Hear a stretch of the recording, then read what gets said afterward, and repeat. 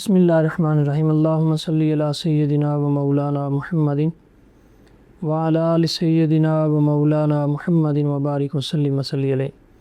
معزز سامعین، ناظرین اور حاضرین، آج کی گفتگو میں ماہ رمضان کے آخری عشرہ کے متعلق کچھ چیزیں آپ سے ڈسکس کرنی ہیں۔ اللہ تعالیٰ نے قرآن حکیم میں ماہ رمضان کا ذکر کرتے ہوئے فرمایا ایام معدودات، کہ یہ گنتی کے دن ہیں، چند دن ہیں جو کہ گزر جاتے ہیں اور پھر دوبارہ ان دنوں کا انتظار کرنے کے لیے، اور ان دنوں کا ہمیں ایک سال انتظار کرنا پڑتا ہے دوبارہ، اس کے بعد پھر یہ مہینہ آتا ہے۔ یہ کتنے بابرکت ایام ہیں، ہمیں شاید اس کا اندازہ نہیں ہے۔ حضرت عائشہ صدیقہ رضی اللہ تعالیٰ عنہ ام المومنین، آپ فرماتی ہیں کہ جب رمضان شریف کا آخری عشرہ آتا تو حضور صلی اللہ علیہ وآلہ وسلم کمر بستہ ہو جاتے اور اپنے آپ کو تیار کرتے، اور آپ فرماتی ہیں کہ حضور صلی اللہ علیہ وآلہ وسلم اس آخری عشرے میں خود بھی راتوں کو زندہ کرتے، قیام اللیل کرتے اور گھر والوں کو بھی جگاتے۔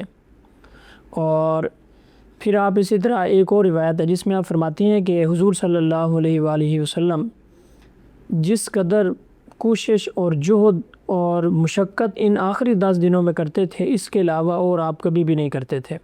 یہ بہت عظیم دن ہے۔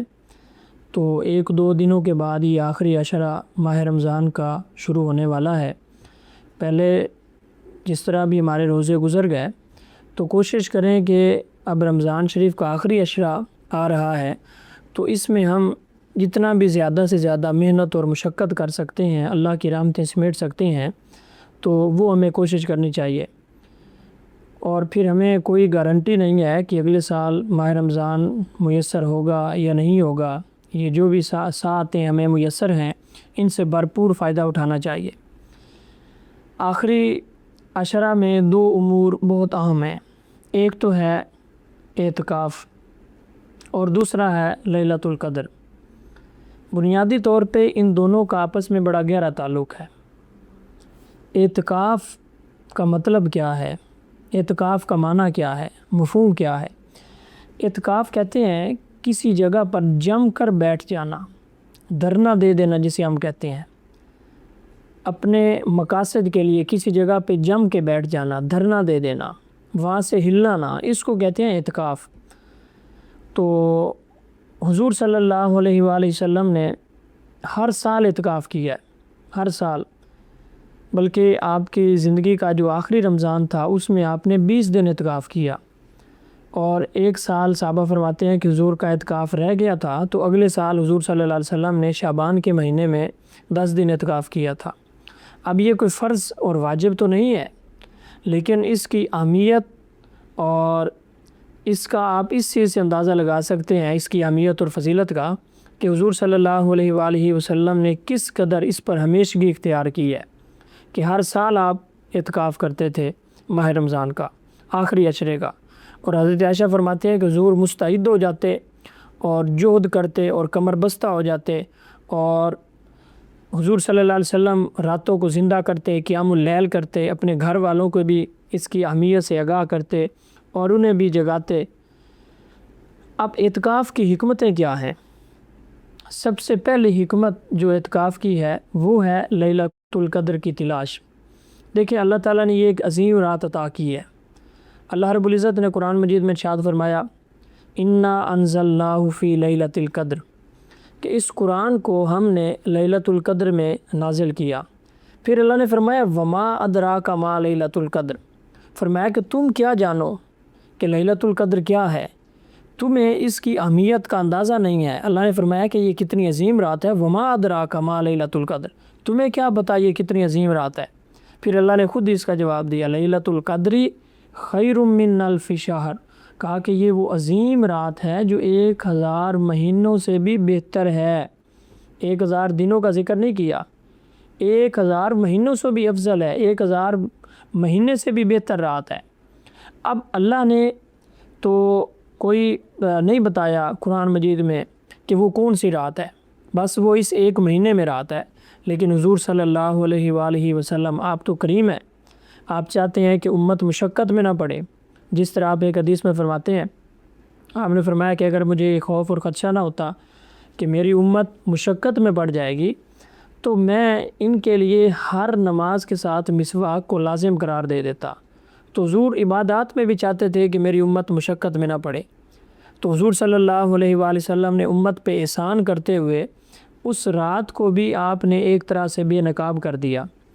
آپ نے فرمایا کہ وہ جو لیلۃ القدر ہے، جو اتنی عظیم رات ہے، اس کو رمضان کے آخری عشرے میں تلاش کرو، آخری عشرے کی طاق راتوں میں تلاش کرو، 21، 23، 25، 27 اور 29، یہ 5 طاق راتیں ہیں۔ کہا کہ ان طاق راتوں میں اس رات کو تلاش کرو۔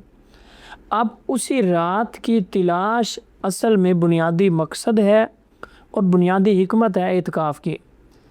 اب ہمارے ہاں تو اب اس رات کو جوڑ دیا گیا ہے 27ویں کے ساتھ، جبکہ حضور صلی اللہ علیہ وآلہ وسلم نے فرمایا کہ ان 5 طاق راتوں میں سے کوئی سی بھی ہو سکتی ہے۔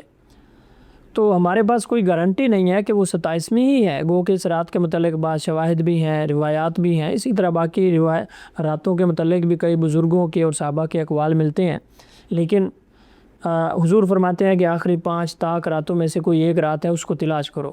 تو اعتکاف کا بنیادی مقصد یہ ہے۔ حضور صلی اللہ علیہ وآلہ وسلم 20 رمضان کو فجر کی نماز جب پڑھنے کے لیے آتے تو آپ وہیں مسجد میں تشریف فرما ہو جاتے، اور پھر آپ عید پڑھ کے وہاں سے سیدھا عیدگاہ میں جاتے اور وہیں سے عید پڑھ کے پھر وہاں سے گھر جاتے۔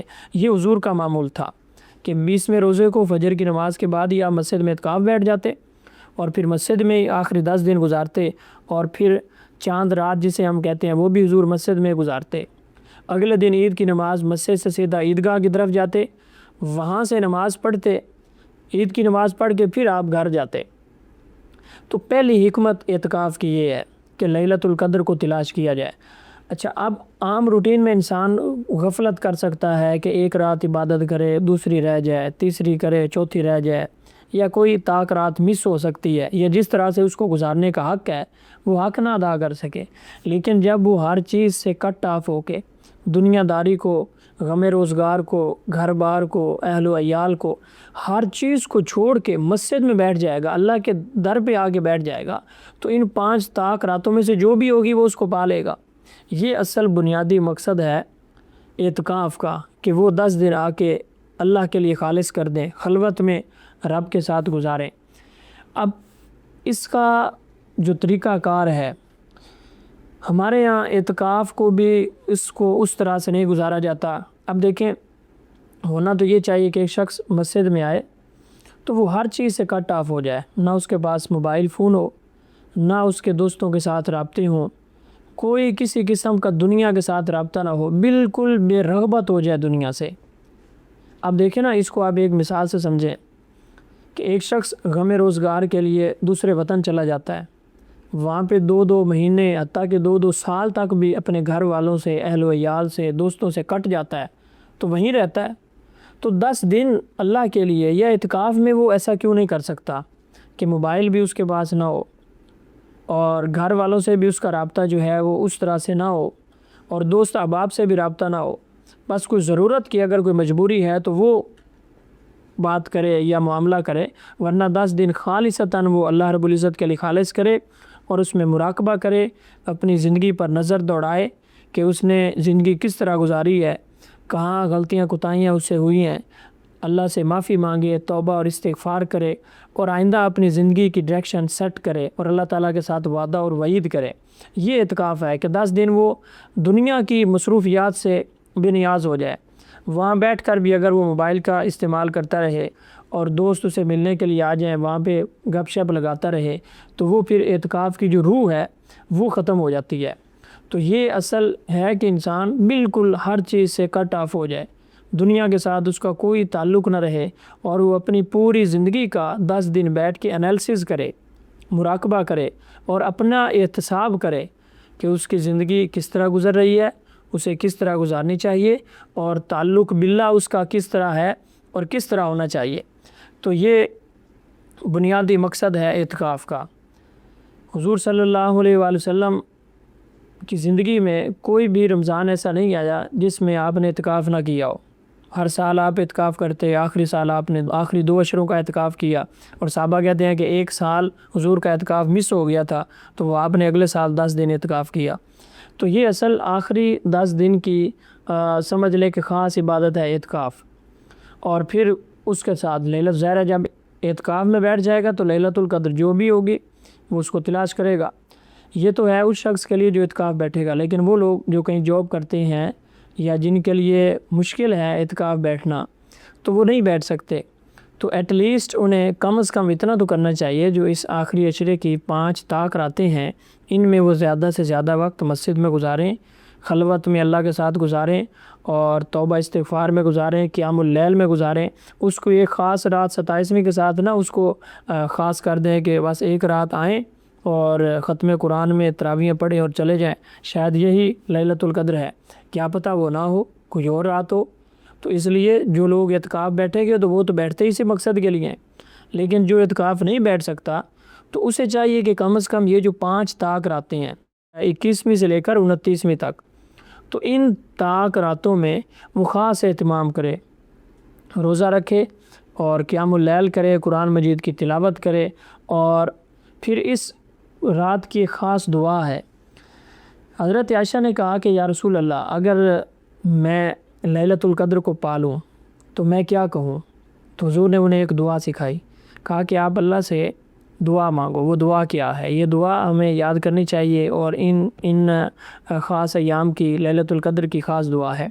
اللہم انت عفو کریم تحب العفو فاعف عنی۔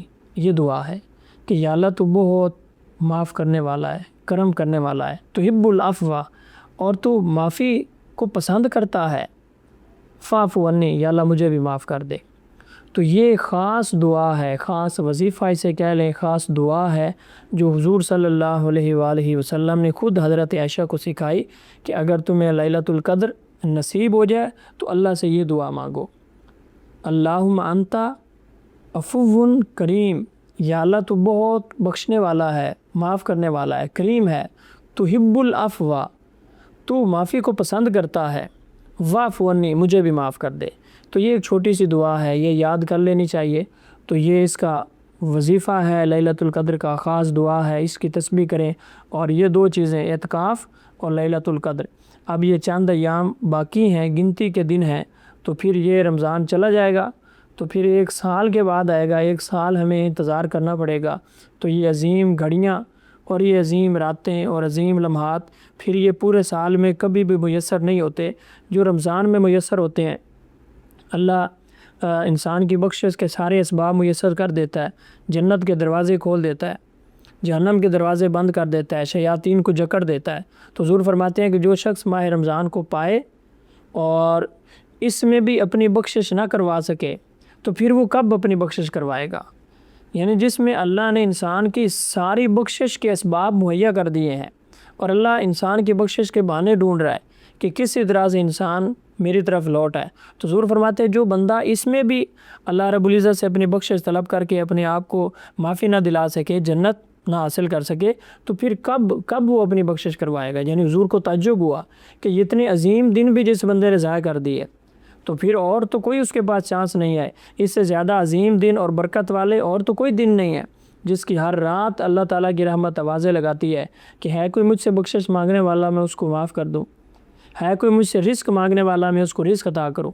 تو اس لیے جتنے ایام گزر گئے وہ گزر گئے، اب جو ایام باقی ہیں اس کا بالخصوص جو آخری عشرہ ہے وہ بہت قیمتی ہے، تو اسے ہمیں جتنا ہو سکے مشقت کر کے، اپنے نفس پہ جبر کر کے ہمیں عبادت میں وقت لگانا چاہیے، اور جس طرح حضور صلی اللہ علیہ وآلہ وسلم یہ آخری عشرہ گزارتے تھے ہمیں کوشش کرنی چاہیے کہ اس طرح ہم گزاریں۔ اللہ رب العزت سے دعا ہے اللہ تعالی ہم سب کو عمل کی توفیق عطا فرمائے۔ والسلام۔